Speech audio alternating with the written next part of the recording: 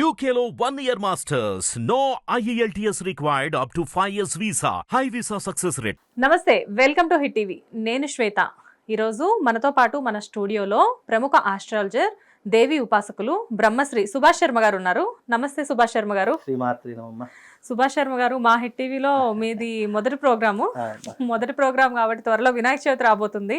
మొదట వినాయకుడితో ప్రారంభిద్దాం మన ప్రోగ్రామ్. గురువు గారు, వినాయక చవితి అనగానే మనకి మామూలుగా వినాయకుడి విగ్రహాలు హడావిడంతా, అంటే ఆ 11 రోజులు, 9 రోజులు, 5 రోజులు, 11 రోజులు చాలా కోలాహలంగా జరుగుతూ ఉంటుంది. కాకపోతే ఏంటంటే చాలా మందికి ఉన్న డౌట్, ఆఫ్ కోర్స్ నాకు కూడా, మీరు చాలా చోట్ల చూసే ఉంటారు ఇది, వినాయకుడి మండపంలోనే కొంతమంది పూజ అంతా అయిపోయిన తర్వాత కార్డ్స్ ఆడడం కానివ్వండి, లేకపోతే మద్యం సేవించడం కానివ్వండి, అక్కడే పడుకోవడం సేవించిన తర్వాత, లేకపోతే కొంతమంది నాన్ వెజ్ ఏమైనా తీసుకొచ్చి ఆ సరౌండింగ్స్ లో తినడం కానీ, ఇలాంటివన్నీ చేస్తూ ఉంటారు. అంటే కొంతమంది బ్రాహ్మణ్స్ ఏంటంటే చాలా నియమనిష్టలతో పంతులు గారు వచ్చి అక్కడ చాలా శుద్ధి చేసి పూజ చేసి చాలా అంత దీపం అఖండ జ్యోతి వెలుగుతూనే ఉంటుంది. అదే ప్లేస్ లో ఇలాంటి పనులన్నీ చేయడం, మనం వినాయక చవితి చేస్తున్నాము, 11 రోజులు చాలా అద్భుతంగా చేస్తున్నామని అనుకుంటాము, కానీ ఇలాంటివన్నీ చేయడం వల్ల అది మనకి మంచా చెడా అనేది మీ మాటల్లో? చాలా మంచి ప్రశ్న. అంటే ఈ మధ్య కాలంలో ఇలాంటి సందర్భాలు, సిచ్యువేషన్ చాలా మట్టుకు నేను కళ్ళతో చూసినవి ఉన్నాయి. ఒక్కొక్కసారి అక్కడ గొడవలైనటువంటి సంఘటనలు ఉన్నాయి. చాలా మట్టుకు ఇబ్బందులు జరిగినటువంటి సంఘటనలు చాలా మట్టుకు ఉన్నాయి. అంటే ఇప్పుడున్నటువంటి ఈ జనరేషన్లో, ఈ కాలంలో చాలామందికి ఏంటంటే ఇలాంటి అసలు ఈ యొక్క వ్యవస్థ స్థాపన చేసినటువంటి వారు బాలా గంగాధర్ తిలక్ గారు. అంటే ఇలా మండపాలు వేయడం, విఘ్నేశ్వరుడి యొక్క ప్రతిష్టాపన చేయడం, పూజలు చేయడం, ఆయన ప్రారంభించినటువంటి తరహాలో ఆయన ప్రారంభించినప్పుడు 1 నుంచి 10లకు పెరిగాయి, 10ల నుంచి 100లకు పెరిగాయి, 100ల నుంచి 1000కు పెరిగాయి. ఇప్పుడు ఒక్కొక్క గల్లీలో చూసుకుంటే కనుక, ఒక్కొక్క ఏరియాలో చూసుకుంటే దాదాపుగా ఒక 10 నుంచి 15 లేదా ఒక 20 నుంచి 30 వినాయకులను పెట్టేస్తూ ఉన్నారు ఒకే ఏరియాలో. ఇక్కడ ఏమైపోతుంది అంటే గనక వినాయకుల యొక్క సంఖ్య పెరిగిపోతుంది, ప్రజల్లో భక్తి భావన, చైతన్యం తగ్గిపోతూ వస్తుంది. ఇక్కడ భక్తి భావన పెంచే విధంగా మనం ఎవ్వరూ చూడడం లేదు. చాలామంది ఏంటంటే కాంపిటీషన్ యుగం లాగా ఇదంతా కూడా అంటే మనకంటే వెనుకొచ్చాడు, మనకంటే పెద్ద గణపతి పెట్టాడు, మనం దానికంటే పెద్ద గణపతి పెడదాము అనే ఒక ఆలోచన తరహాలో వెళ్ళిపోతున్నారు. కానీ ఇక్కడ అందరికీ భక్తి భావన వెదజల్లుదాము, అందరికీ భక్తి భావనలో ముంచెత్తుదాము అనే ఆలోచన లేకుండా, ఇవన్నీ కూడా ఒక ఆధ్యాత్మికమైనటువంటి పరంగా లేకుండా కమర్షియల్ పరంగా వెళ్ళిపోతున్నాయి అన్నీ కూడా. అంటే ఒక ఏరియాలో ఒక గణపతి పెట్టాలి అంటే వాళ్ళ జేబులో నుంచి ఏమీ పెట్టరు, అందరూ చందాలు వసూలు చేసి, ఈ చందాలు అనే పేరుతో కూడా చాలా మంది అక్కడ ఖర్చు అయ్యేది ఒక 5 లక్షలు అయితే 10 లక్షలు చందాలు చేసి మిగతా 5 లక్షలు జేబులో వేసుకునే తరహాలో నడుస్తుంది. చందాల పేరుతో దందాలు చేస్తున్నారు, చాలా నిజం, వాస్తవం. చందాల పేరు దందాలు నిజంగానే చేస్తున్నారు. అంటే అందరూ చేస్తున్నారని మాట మాట్లాడను, కొంతమంది, ఆ కొంతమంది చేయడం ద్వారా కూడా అందరికీ అదే పేరు వస్తుంది. కాబట్టి ఇక్కడ మీరు అన్నారు ఇంకోటి ఏంటంటే, గణపతిని ప్రతిష్ఠిస్తారు, చక్కగా అక్కడ పూజాది క్రతువులు ఆచరిస్తారు, ఎంతోమంది భక్తి భావంతో అక్కడికి వస్తారు. కానీ అక్కడ వచ్చినటువంటి వాళ్ళకు కూడా కమర్షియల్ అనేటటువంటి తరహాలు, ప్రతిదానికి డబ్బు అనేటటువంటిది పెడతారు. సరే, డబ్బు అవసరమే, కానీ ప్రతిదానికి మనం డబ్బులు అడిగామనుకోండి, అక్కడ మనం వెళ్ళడమే కష్టమైపోతుంది. అరే వెళితే ఏదో ఒకటి అడుగుతారేమో అని భయంతో కూడా వెళ్ళకుండా చాలామంది ఇంటి పట్టునే ఉన్నటువంటి వాళ్ళు కూడా చాలా మట్టుకు చూస్తాం. ఎందుకంటే మేము వినాయకుల మండపాల దగ్గరికి వెళ్ళినప్పుడు అక్కడ ఆధ్యాత్మికత ఏదైనా చెప్దాము. ఇప్పుడు చాలామంది ఏం చేస్తారంటే, గురువుగారు మీరు రండి, అక్కడ ఆధ్యాత్మిక ప్రవచనాలు చెప్పండి, ఈ వినాయకుడు నవరాత్రులు ఏంటో చెప్పండి అని అన్నప్పుడు అక్కడ భక్తి భావన కంటే ఎక్కువ కమర్షియల్, ప్రతి ఒక్క దానికి టికెట్ అని చెప్పేసేసి, లడ్డూ వేలం పాట అని చెప్పేసేసి, అసలు ఈ లడ్డూ వేలం అనేటటువంటిది ఎలా ప్రారంభమైందో నాకు తెలియదు, కానీ అది కూడా కమర్షియల్ చేసి పెట్టేశారు. మొదట్లో లేదా గురువుగారు అలాగా? అసలు లడ్డూ వేలం పాట అనేటటువంటిది, లడ్డు ఏం విఘ్నేశ్వరుడి దగ్గర పెట్టిన నైవేద్యాన్ని చాలా మట్టుకు, అంటే మా చిన్నతనంలో ఏం చేసేవారంటే ఇంటింటికి వెళ్ళి చిన్న ప్రతి, ఇప్పుడు తిరుపతి లడ్డులు ఎలాగైతే ఉంటాయో అలా చిన్నగా చేసి ఇంటింటికి వెళ్ళి ఇచ్చేటటువంటి వారు ఆ ప్రసాదాన్ని. కానీ ఇప్పుడు అలా కాదు, లడ్డూని వేలం వేసి ఒకే ఇంటికి పరిమితం చేసేస్తున్నారు. వాళ్ళు వాళ్ళ బంధువులకు మాత్రమే ఇస్తున్నారు తప్ప, ఇక్కడ ప్రసాదం అంటే ఏంటి, ప్రతి ఒక్కరికి అందించవలసిన పుణ్యము, ఆ పుణ్యాన్ని కేవలం ఒక్కరికి మాత్రమే పరిమితం చేస్తున్నారు తప్ప, ఇక్కడ ప్రతిదీ కమర్షియలే అవుతుంది తప్ప, ఇక్కడ భక్తి భావన, అరే విఘ్నేశ్వరుడు అంటే నవరాత్రులు ఈ రకంగా ఉంటాయి. అసలు ఇప్పటికీ చెప్తున్నాను కదా, మీరు ఏ మండపం దగ్గరికైనా వెళ్ళండి, విఘ్నేశ్వర నవరాత్రులు ఎందుకోసం చేస్తున్నారు అని అడగండి, లేదా విఘ్నేశ్వరుడి యొక్క నవరాత్రులు ఎలా ప్రారంభమయ్యాయి, ఇప్పుడు అదేం తెలియదు గురువు గారు, ఎందుకోసం చేస్తున్నారు అంటే బికాస్ ఆఫ్ ఎంటర్టైన్మెంట్ అనుకోవచ్చు. నిజంగా అది ఈ మధ్య కాలంలో ఉత్సవాలు ఎంటర్టైన్మెంట్ కోసమే నడుస్తున్నాయి తప్ప ఇక్కడ భక్తి భావన అనేటటువంటిది కనుమరుగైపోతుంది. విగ్రహాల సంఖ్య పెరిగిపోతుంది, భక్తి భావన తగ్గిపోయి కమర్షియల్ అనేటటువంటిది పెరిగిపోతుంది. ఇప్పుడు చూడండి, పెద్ద పెద్ద విగ్రహాలు లక్షల్లో తీసుకొచ్చి విగ్రహాలు పెడతారు. చిట్ట చివరికి అది ఏమవుతుంది, మళ్ళీ నీళ్ళలోనే నిమజ్జనం చేసేయడమే తప్ప అక్కడ మిగులుతుంది ఏమి. ఇక్కడ భక్తి భావన అంటే ఏంటి, నువ్వు పెద్ద విగ్రహం కాదు, నీ నీ స్తోమతకు మించకుండా నీకు ఎంత పరిమితిలో ఉందో అదే విగ్రహం పెట్టు. నువ్వు అంత పెద్ద విగ్రహం పెట్టినా మళ్ళీ చిన్న గణపతికే పూజ చేస్తాం. అక్కడ పాదాల దగ్గర చిన్న ఇంత గణపతి ఉంటుంది, దానికే పూజ చేస్తాం. అంత పెద్ద గణపతికి ఏం పూజ, అది కేవలం అలంకరణ కోసం పెట్టినటువంటి గణపతి. ఇంకోటి దీంట్లో మనం హర్షించే విషయం ఏంటంటే, నవ్వొచ్చే విషయం ఏంటంటే, గణపతులను కూడా వింతగా తయారు చేస్తున్నారు. పోలీస్ డ్రెస్ లో ఉన్నటువంటి గణపతి, డాక్టర్ డ్రెస్ లో ఉన్నటువంటి గణపతి, ఇంకా లేదా ఇతర అనేక రకాలైనటువంటి గణపతులు తయారు చేసి వాటిని పూజిస్తున్నాము. ఇక్కడ గణపతి అంటే ఆధ్యాత్మిక పరంగా అవతారం ఏ రకంగా ఉందో ఆ రకంగా దాంట్లోనే భిన్నంగా తయారు చేయాలి తప్ప ఈ హీరోల ఆకారంలో ఉన్నటువంటి గణపతులు లేదా ఇట్లా పొలిటికల్లో ఉన్నటువంటి గణపతులు ఇవి చాలా మట్టుకు తయారవుతున్నాయి. చాలా మట్టుకు సంఘటన కూడా చూస్తున్నాం. అంటే పోలీస్ డ్రెస్ లో ఉన్నటువంటి గణపతి అంటే చూడడానికి వాళ్ళకి కొత్తగా కనిపించవచ్చు, కానీ అక్కడ ఆధ్యాత్మిక భావం తగ్గుతుంది కదా, అక్కడ పూజ చేసే విధానాలు తగ్గిపోతున్నాయని ఎవరు ఆలోచించడం. అది ఒక జనరేషన్ కి పిల్లలకి మాత్రమే ఒక రకమైన అట్రాక్టివ్ గా కనబడే విగ్రహాలు అవి. కానీ మీరు అన్నట్లుగా పూజ చేసేటప్పుడు ఆ ఆధ్యాత్మికత అనేది మనలో ఖచ్చితంగా ఉండకపోవచ్చు. ఎంతసేపటికి ఆ రూపాన్ని చూసి అట్రాక్ట్ అవ్వడమే తప్ప ధ్యాస అనేది భక్తి మీదకి వెళ్ళదు కదా స్వామి. 100% ఉండదమ్మా. ఎందుకు అని అంటే, ఇప్పుడు భగవంతుడి ప్రేరణ అనేటటువంటిది ఏ రకంగా మనిషిలో ఉద్భవం ఇస్తుంది, భగవంతుడి ప్రేరణ ఏ రకంగా మనిషిలో యాక్టివేట్ అవుతుంది అని అంటే, చూసేటటువంటి రూపాన్ని బట్టి ఉంటుంది. అక్కడ మనం చేసేటటువంటి క్రతువులు పూజా విధానాలు ఉంటాయి, దానివల్ల భక్తి భావన వెదజల్లుతుంది. ఇలాంటి ద్వారా మనిషిలో ఉన్నటువంటి ఔన్నత్యాన్ని చైతన్యాన్ని పెంచవచ్చు. కానీ మీరు అన్నట్టుగా ఇవన్నీ కూడా ఆధ్యాత్మికంలో చూడడానికి ఏదో ఆహ్లాదకరంగా అనిపిస్తుంది తప్ప అక్కడ భక్తి భావన అనేటటువంటిది ఎవరికి తెలియదు. ఈ మధ్యకాలంలో గణపతి నవరాత్రులు చేస్తున్నారే తప్ప అక్కడ ఎవరూ కూడా ఇంతకుముందు అంటే మా చిన్నతనంలో గణపతులు చాలా తక్కువగా ఉండేవి. గల్లీలో ఒకటి ఇక్కడ ఉంటే ఇంకోటి ఎక్కడో ఉండేటటువంటిది. అలాంటి సమయాల్లో ఏం చేసేవారంటే, ఇక్కడ గణపతులు మా ఆంజనేయ స్వామి గుడిలో పెట్టేవారు. అప్పుడు ఏం చేసేవారంటే, రాత్రి 6:30, 7 అయిందంటే చాలు, ఈ పెద్దవాళ్ళు రిటైర్మెంట్ ఉన్నటువంటి వాళ్ళు ఉంటారు కదా, వాళ్ళు చక్కగా భజనలు చేసేటటువంటి వారు.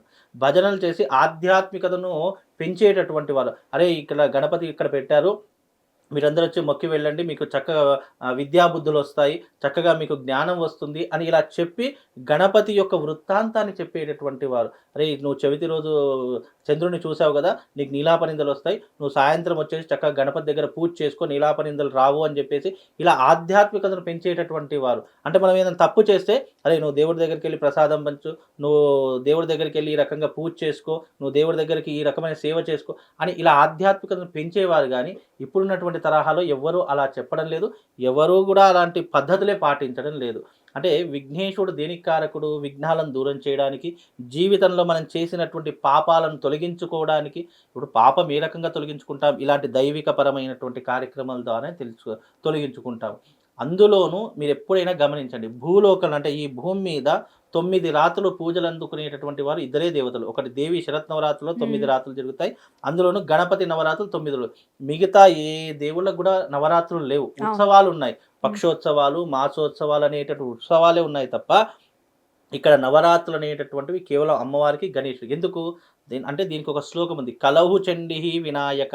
అంటే కలికాలంలో ఈ కలియుగంలో శీఘ్రంగా వరాలు ఇచ్చేవారు, అనుకున్న వెంటనే మన యొక్క కోరికలు తీర్చేటటువంటి వారు ఇద్దరు. ఒకటి అమ్మవారు చండీ పరదేవత, రెండవది విఘ్నేశ్వరుడు. అందుకే వాళ్ళకు కలియుగంలో 9 రాత్రులు పూజ చేస్తే విశేషమైనటువంటి పుణ్య ఫలితం కలుగుతుంది అని ఈ విషయం ఎవరికి తెలియదు. తెలియకపోవడంతో ఈ మధ్యకాలంలో అందరూ ఈ యొక్క విఘ్నేశ్వరుడు కేంద్రాలు చక్కగా మండపాలు వేస్తున్నారు, విఘ్నేశ్వరుని కూర్చోబెడుతున్నారు, పెద్ద పెద్ద డీజేలు పెడుతున్నారు, అందులో సినిమా పాటలు పెడుతున్నారు. ఇవి చాలా మట్టుకు పెరిగిపోయాయి. అంటే పెద్ద పెద్ద సౌండ్లతో ఇరిటేషన్ వచ్చేలా సినిమా పాటలు, గోల వచ్చే పాటలే తప్ప గణపతి వృత్తాంతం ఎవరు పెట్టడం లేదు. గణపతి యొక్క పాటలు మంచి సాంగ్స్ ఎవరు పెట్టడం లేదు. అందరికీ కూడా ఎంటర్టైన్మెంట్ కావాలి. ఒక కేంద్రం దగ్గరికి వెళ్ళాము, అక్కడ నాకు ఎంటర్టైన్మెంట్ ఉంటేనే నేను వెళతాను అనే ఒక ధోరణిలో వాళ్ళని తీసుకెళ్తున్నారు. అలా తీసుకెళ్తే రాబోయే జనరేషన్లో భక్తి భావన ఎట్లా ఉంటుంది?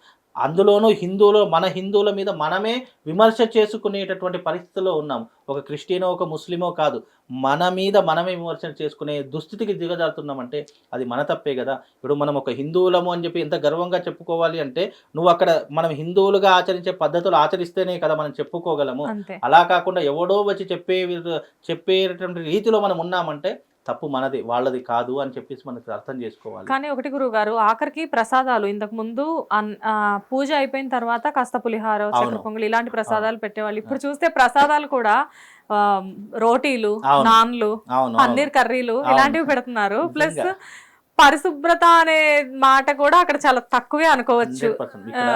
ఇంకోటి ఏంటంటే, ప్రసాదము అనేటటువంటిది ఎలా ఉండాలి అంటే శాస్త్రంలో చెప్పినటువంటిదే.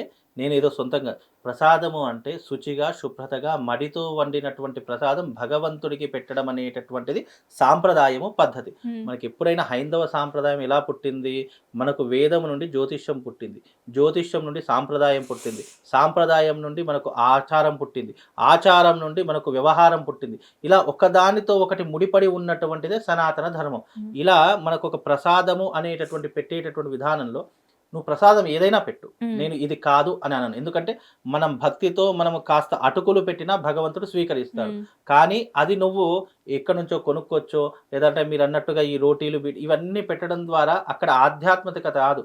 అతన్ని చూసి నెక్స్ట్ వాడు ఏమనుకుంటాడు, వీడు బయటకు వెళ్ళి తీసుకొచ్చాడు కదా, మనం ఎందుకు వండుకోవడంలే, మనం కూడా బయటకు వెళ్ళి ఏదో స్వీట్ బాక్స్ ఇంత లడ్డూలు తీసుకుపోయి నైవేద్యం పెట్టు అనే ధోరణిలో వెళ్తున్నారు తప్ప, ఎవ్వరూ కూడా కష్టపడి అరే భగవంతునికి నేను నైవేద్యం చేస్తాను, నేను చేసినటువంటి నైవేద్యం భగవంతునికి పెడితే తింటాడు అనే మైండ్ సెట్ ఆలోచన లేకుండా అయిపోయింది.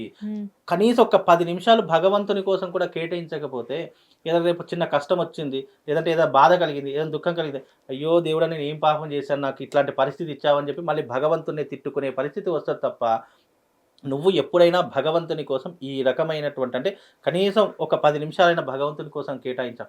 ఎవరికి అధికారం ఉంటుంది భగవంతుని నిందించడానికి అని అంటే, అరే నేను 24 గంటలు భగవంతుని కోసము ప్రేరణ చేస్తున్నాను, 24 గంటలు భగవంతుని ఆరాధిస్తున్నాను అనుకున్నటువంటి వాడు రేపు కష్టం వచ్చినా దేవుడా ఎట్లాంటి పరిస్థితి ఎందుకు ఇచ్చావని అనే మాట మనకు ఉంటుంది. కానీ నువ్వు ఏ రోజు భగవంతుని ఆరాధించలేదు, ఏ రోజు భగవంతుని గురించి నువ్వు ఆలోచించలేదు, ఏది పాపమో ఏది పుణ్యమో అనేటటువంటి విషయమే నీకు తెలియదు అనుకున్నప్పుడు రేపు కష్టం వచ్చినప్పుడు ఎందుకురా దేవుడా అని చెప్పి దేవుడి ఒక మాట తీయడానికి కూడా వాళ్ళకి అర్హత ఉండదు. చాలా మట్టుకు ఇది ఎవ్వరూ కూడా ఆలోచించరు. కాకపోతే ఈ మధ్యకాలంలో గణేశుని మండలిల వద్ద, గణేశుడి యొక్క ఈ కేంద్రాల వద్ద ఇలాంటి పరిస్థితులు ఏర్పడుతున్నాయి. వాళ్ళు ఏంటంటే లడ్డు అనే పేరుతో దోచుకుంటున్నారు, మండపం వేస్తామన్న పేరుతో దోచుకుంటున్నారు. మేము పెద్ద విగ్రహం తీసుకుంటున్నామండి, ఈరోజు దాని కాస్ట్ ₹1,00,000 అండి, మాకు చందాలు కొంచెం ఎక్కువ రాయండి అని అంటున్నారే తప్ప, ఎవరు చందాలు రాయండి, మీరు వచ్చి పూజ చేయండి, మీరు వచ్చి ఈ రకంగా స్వామివారి దగ్గర కూర్చోండి, మీ పాపాలన్నీ పోతాయి అంటే, పాపాల మీద మీ కష్టాలన్నీ దూరం అవుతాయి అని ఎవ్వరూ చెప్పడం లేదు. ఇక్కడ భగవంతుని కేంద్రంలో వచ్చి మీరు సేవ చేసుకోండి, మీకు అన్ని భగవంతుడు మిమ్మల్ని రక్షిస్తాడని చెప్పడం లేదు. వాళ్ళు చెప్పవలసినటువంటి మాటలు ఏంటో తెలుసా అండి, మాకు చందాలు రాయండి, మాకు ఎవ్వరు చందాలు రాయడం లేదు, మేము ఈసారి భారీగా చేసి ఎవరి అంటే ఆ పాపాన్ని ఎవరికి మూట కడుతున్నావు? ఇక్కడ పాపమే మూట కట్టుకోవడం ఉంది తప్ప పుణ్యం అనేటటువంటిదే కనిపించడం లేదు. కాబట్టి ఈసారైనా విఘ్నేశ్వరుడి యొక్క నవరాత్రులు చాలా ఘనంగా చేయండి, కాదు అనను. కానీ అక్కడ భగవంతుడి ఇప్పుడు ఒక గుడికి వెళితే ఎవరైనా సరే ఎంత పాపం, అరే స్నానం చేసి వెళ్ళాలి, చక్కగా శుభ్రతగా వెళ్ళాలి అనే ఆలోచన నీకు ఎలాగైతే ఉంటుందో, అలాగే నువ్వు ఒక మండపం భగవంతుని నువ్వు అక్కడ ప్రతిష్ఠించావు, కూర్చోబెట్టావు అనుకున్నటువంటిది అది ఆ 9 రోజులు దేవాలయముతో సమానం. నువ్వు దేవాలయంలో ఎలాగైతే ఉంటావో అదే రకంగా ఇక్కడ కూడా నువ్వు ఉంటే నీకు పెట్టిన దానికి నీకెవరు ₹1 ఇవ్వకపోని భగవంతుడు ఎక్కడి నుంచో నీకు డబ్బులు అయితే తీసుకొచ్చి ఇస్తాడు. ఇది నువ్వు నమ్మి విశ్వాసంతో చేస్తే నీకు జీవితంలో కష్టం అనేటటువంటిది రాదు, నష్టం అనేటటువంటిది జరగదు. ఒకసారి నీకు బాధ కలుగుతుండొచ్చు, ఆ బాధ ఎవరు తీసుకుంటారు? పరమేశ్వరుడు తీసుకుంటాడు. ఆ రకంగా నువ్వు వినియోగించుకో, నీకు జీవితంలో కష్టము నష్టం అనేటటువంటిది రాకుండా ఉంటుంది. ఇంకోటి 9 రోజులు చక్కగా దీక్షతో ఉండండి. 365 రోజులు తాగడము, తినడము, కొట్లాటలకు వెళ్ళడం ఇవే జరుగుతాయి. కనీసం ఆ 9 రోజులైనా నేను శుచిగా ఉంటాను, శుభ్రతగా ఉంటాను, నేను నియమం పాటిస్తాను, గణపతి యొక్క అనుగ్రహం నాకు కావాలి అంటే, ఇక్కడ గణపతిని ఏదో విగ్రహ రూపకంగా చూడడము, లేదా ఇదేం చేస్తుందిలే అందరు మొక్కుతారులే అని ఎప్పుడైతే నువ్వు భావన చేసుకుంటావో నువ్వు 1,00,00,000 రూపాయలు తీసుకొచ్చి భగవంతుని ముందర వేసినా నీకు పుణ్యము రాదు, పాపం వస్తుంది తప్ప. నువ్వు ఎప్పుడైతే నిష్కల్మషమైనటువంటి మనసుతో భగవంతుడు ఉన్నాడు, ఇక్కడ స్వామివారికి పూజ చేస్తే పుణ్యం కలుగుతుంది, నా పాపాలు పోతాయి, లేదా నేను చేసుకున్న తప్పులన్నీ కూడా ఆ భగవంతుడు సరిదిద్దుతాడు అనే ఆలోచనతో నువ్వు వెళ్ళు. అక్కడ భగవంతుడు తప్పకుండా ప్రత్యక్షమై నీ కోరికలు తీరుస్తాడు. ఇది దీంట్లో ఉన్నటువంటి విషయము. గణపతి నవరాత్రులు అంటే ఏదో మండపాలు వేసాము, గ్రాండ్గా చేసాము, ఈసారి మనకంటే ఎక్కువ ఎవరు ఇలా గొప్పలు చెప్పుకోవడం కాదు. నువ్వు ఆ మండపం దగ్గర ఈరోజు 10 మంది వచ్చారంటే నెక్స్ట్ ఇయర్ వరకు ఆ 10 మందికి మంచి జరగాలి, మేలు జరగాలి, వాళ్ళు అనుకున్న కోరిక నెరవేరాలి. అలా నెరవేరిందా నెక్స్ట్ ఇయర్ నీకు అడగక ముందే వాళ్ళే వచ్చి డబ్బులు ఇస్తారు, వాళ్ళే వచ్చి మాకు గణపతి కొనిస్తారు, వాళ్ళే వచ్చి మండపాలు వేస్తారు, అన్నీ వాళ్ళే చేస్తారు. ఇక్కడ ఈ సృష్టిలో కోరికలు ఉన్నటువంటి జీవి కేవలం మనిషి మాత్రమే, ఇంకెవరికైనా ఉన్నా ఎవరికి లేవు. మరి అలాంటి మనిషి కోరికలతో ఉన్నప్పుడు ఆ కోరికలు తీర్చేటటువంటి ఒక యూనివర్స్లో ఒక శక్తి ఏదైనా ఉంది అని అంటే అది కేవలం దైవిక శక్తి. అంటే ఈ రోజున నేను నా కష్టం వచ్చింది, నా కష్టంలో ఎవ్వరూ ఆదుకోలేదు, ఎవ్వరూ లేరు, నేను ఏమనుకుంటాను, అబ్బా దేవుడా ఈ కష్టం ఒక్కటి గట్టెక్కించు తండ్రి అని నేను మొక్కుకున్నప్పుడు ఆ కష్టం నాకు గట్టెక్కిందంటే ఆ ప్రతిఫలం అంతా కూడా ఎవరిది? భగవంతుడిది. అప్పుడు నేను భగవంతుడికి ఏమంటాను, అబ్బా దేవుడికి మొక్కుకోవడం వల్ల నాకు ఈ రోజున ఈ పరిస్థితి కలిగింది, నేను గండ నుంచి గట్టెక్కాను, ఆ భగవంతునికి ఏదో ఒక చేయాలని నా మనసులో నుంచి ఒక ప్రేరణ వస్తుంది చూసారా, దానికి మించినటువంటి గొప్పతనం ఏముంటుంది? ఈ రకంగా నువ్వు ప్రజల్ని ఆధ్యాత్మికత వైపు నడిపించు. ఎందుకంటే నేటి యువతే రేపు భావితరాలకు పురోగతి. వాళ్ళే ఈ రకంగా ఉంటే పెద్దవాళ్ళు కూడా చెప్పాలి, ఇది గణపతి కేంద్రం, ఇక్కడ మనం చక్కగా నవరాత్రులు చేసుకో. పెద్దవాళ్ళు కూడా అదే ధోరణిలో నడుస్తున్నారు, అందరూ అదే ధోరణిలో ఇక అలా నడిచినప్పుడు మనం ఇప్పుడు నేను మారాలి అని అనుకుంటే నాలో నుంచి నాకు మార్పు రావాలి తప్ప నేను ఇది ఏదో వీడియో చేశాను, ఈ వీడియో చేసి మారాలి అని చెప్పి షేర్లు ఈ లైక్లు చేయడం కాదు. ఎప్పుడైనా సరే ఒక తాగేవాడు, ఒక మద్యం తాగేటటువంటి వాడికి నువ్వు మద్యం తాగకు, నీకు మంచిది కాదు అని చెప్పినా ఎవడు మానడు. వాడంతట వాడు మనసులో సంకల్పం వచ్చినప్పుడు మాత్రమే మారుతాడు. ఒక సిగరెట్ తాగేవాడికో, ఒక మద్యం తాగేవాడికో, ఒక జూదం ఆడేవాడికి ఎవరికైనా సరే వాడంతట వాడే మానేయాలి తప్ప ఎవరు అమ్మ నాన్న చెప్తేనో లేదా స్నేహితులు చెప్తేనో వాడు ఎప్పటికీ మారడు. ఇంకా దానికి ఇంకా డబుల్ చేస్తాడు తప్ప మారడు, మారే ప్రసక్తి ఉండదు. ఎప్పుడు మారుతాడు? నాకు నిజంగా అబ్బా నేను మానేయాలి అనే మనసులో ఒక ఆలోచన పుడుతుందా, ఒక విత్తనం నాటుతాడా, అప్పుడు మానేస్తాడు. అదే మనస్సంకల్పం అంటే. కాబట్టి ఈ రకమైనటువంటి పద్ధతిని అలవించుకోండి అమ్మా. బాగుంది గురువు గారు. ఏదైనా కానీ మార్పు మనలోనే మొదలవ్వాలి అంటారు. 100% అమ్మా. ఎందుకంటే మన నుంచి మొదలైతేనే ఇంకా మనం ఒక 10 మందికి మన వైపు లాగేసుకోవచ్చు, ఒక 10 మందిని మన వైపు వినియోగించుకోవచ్చు. కాబట్టి మార్పు ఎప్పుడైనా ఒక్కడి నుంచే మొదలవుతుంది. పవన్ కళ్యాణ్ గారు ఏదో డైలాగ్ చెప్పారు కదా, మార్పు ఎప్పుడైనా ఒక్కడి నుంచే మొదలవుతుంది. ఆ ఒక్కడు మీరే ఎందుకు కాకూడదు? కాబట్టి ఈ గణపతి నవరాత్రులు అనేటటువంటి దైవిక పరానికి ఆధ్యాత్మికతకు సంతరించుకునేటువంటి అంశము. కాబట్టి దీన్ని ఆధ్యాత్మికం వైపే ఉంచండి. దీన్ని అనవసరంగా కమర్షియల్ చేసి అనవసరంగా ఎంటర్టైన్మెంట్ చేద్దాము అనే ఆలోచనలో వెళ్ళకండి. ఇక్కడ భగవంతునికి కావాల్సింది ఎంటర్టైన్మెంట్ కాదు, భక్తి. నువ్వు భగవంతుని మీద ఉన్నటువంటి ప్రేమ, భగవంతుడి మీద ఉన్నటువంటి నమ్మకము. ఈ ప్రపంచం అంతా కూడా ఈరోజు భగవంతుని మొక్కుతున్నారంటే బికాజ్ బిలీవ్నెస్, అంటే నమ్మకముతోనే మొక్కుతున్నారు తప్ప ఈ నమ్మకం అనేటటువంటిది ఎప్పుడైతే లోపిస్తుందో భక్తి భావన ఆటోమేటిక్గా తగ్గిపోతుంది. అలా తగ్గిపోయినప్పుడు విపత్తులు, భూకంపాలు వస్తాయి, యాక్సిడెంట్లు జరుగుతాయి, లేనిపోని ప్రమాదాలు వస్తాయి, జల ప్రళయం వస్తుంది, వాయు ప్రళయం, ఇలా అన్ని ప్రళయం రావడానికి వేరే ఎవరో కాదు, మనుషులే దీనికి కారణము. అది ఎప్పుడైనా గుర్తుపెట్టుకొని ఈసారైనా గణపతి ఉత్సవాలు గ్రాండ్గా చేసుకోండి. ఆధ్యాత్మికతను సంతరించుకునేలా అక్కడ వేదపారాయణం పెట్టండి. చక్కగా గణపతి లేదు మీకు ఎవ్వరికి గణపతి యొక్క నవరాత్రుల గురించి అక్కడ గణపతి నవరాత్రుల గురించి చెప్పేటటువంటి విధంగా చేయండి. అప్పుడు చిన్న పిల్లవాడు విన్నా, అరే నా చిన్నప్పుడు ఇలా చెప్పారు, ఇలా చేస్తే బాగుంటుందని ఒక చిన్న బీజం అతని మైండ్లో దాటినా అది ఆయన అనుసరిస్తాడు కదా, చిన్న పిల్లవాడైనా.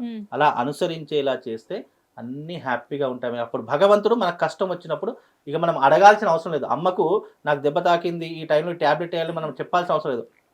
తల్లి ఏం చేస్తుంది, అబ్బా టైం అయింది, నా కొడుకుకు ట్యాబ్లెట్ వేసే టైం అయింది అనుకొని ఆ తల్లి ఎంత ప్రేమగా వస్తుందో భగవంతుడు కూడా అలాగే వస్తాడు. భగవంతుడు కూడా అయ్యో నా బిడ్డకు ఆపద వచ్చింది, నేను వెళ్ళి కాపాడాలి అనే ఆలోచన భగవంతుడు తప్పకుండా ఉంటుంది. అది మనం విశ్వసించాలి. నమ్మితే అన్నీ జరుగుతాయి, నమ్మకపోతే ప్రత్యక్షంగా భగవంతుడు ముందరికి వచ్చినా నువ్వు దేవుడిని గ్యారంటీ ఏంటి అని అడిగేటటువంటి సిచ్యువేషన్లో ఉంటారు. కాబట్టి అలా కాకుండా భగవంతునికి ఈసారి జరిగే మండపాల్లో ఏ తప్పులు జరగకుండా భగవంతునికి భక్తిపూర్వకంగా మనం చేసే క్రతువులు చేయండి, అందరికీ శుభము లాభం కలుగుతుందమ్మా.